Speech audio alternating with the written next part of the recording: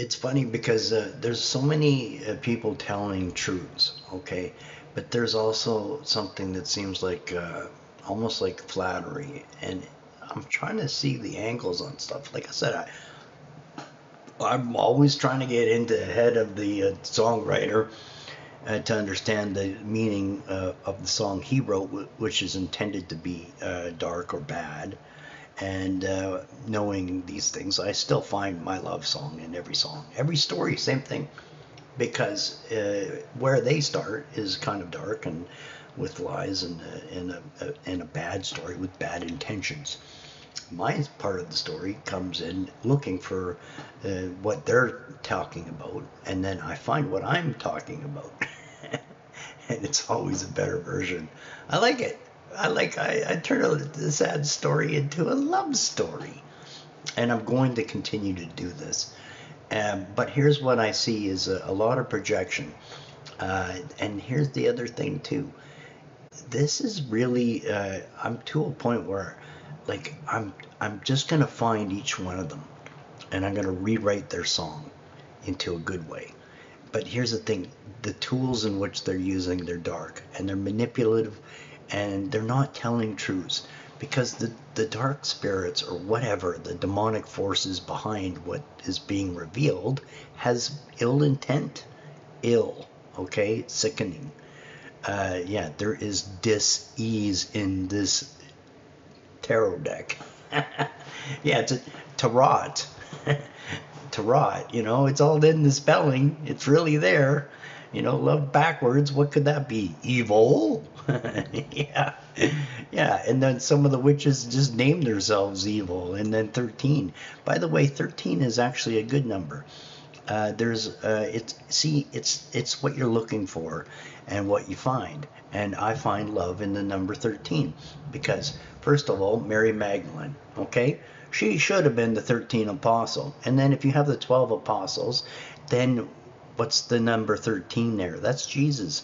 It's just win-win. In every story, I can find the true story, the good story. That's why my story wins. So, as I was saying yesterday, my approach to some of the bad characters is to interpret and to provide them a biblical standpoint. And here's the other thing too. Their intentions are, I don't think some of them started out looking for this as a dark venture. I think that they were really, truly, most of them looking for God. And they found Satan. And he's tricky. I mean, this is the one that masquerades as an angel of light. Okay, and that's false light. It's not love. It's dark. And I've seen some darkness, and I was showing some things. And there is black within black. It is a real scary, dark place.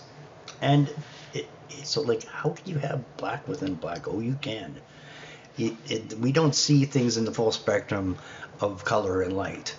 But when you go to these places, you definitely do. And it's definitely black in black.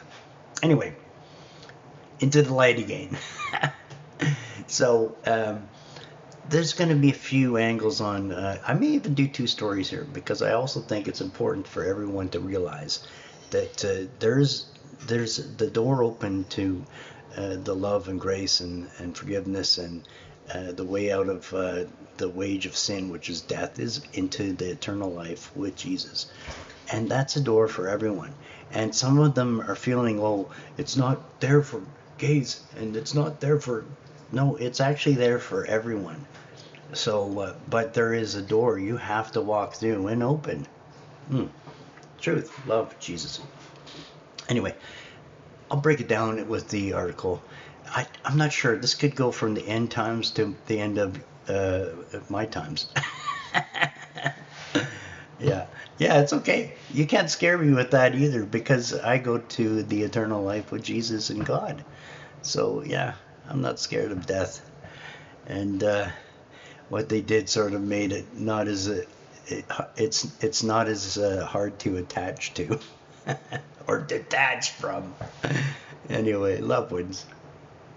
It's important also to make a point here is that with the cartoons, the little characters, the good one and the bad one, whispering in your ear. But this is a real thing. These are spirits. They're fallen, and they're manipulative. And here's the thing: the wage of sin, which you're not escaping, because it's an enslavement to you, and the righteous enslavement is through Jesus.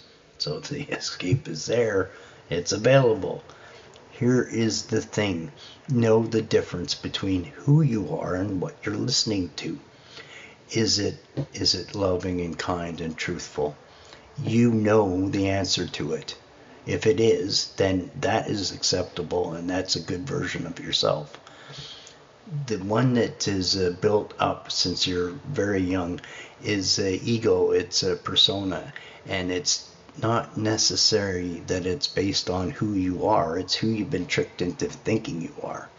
I'm just telling you, if it isn't loving and kind, at what point do you think that you're a bad person?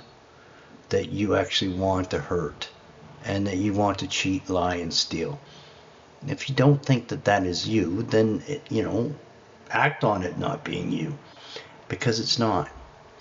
Anyway, I'll put this together as well. It's very important to realizing these things are not even battles. If you hear a voice or suggestions coming across as if it's you in your head and you don't agree with it at all, it's not you. Anyway, it's a tough win or loss.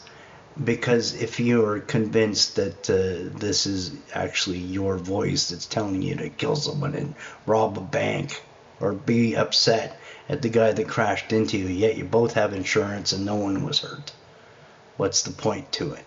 It's just the conflict, it's the fight, it's the battle. And Satan right now is running the world, which he doesn't even care which fight you have, because they're all fights you're losing, because it's the fight and the way you fight. Fight with love, fight with truth and Jesus, and then you can win. You do win. That's how you win. Love wins. God is love.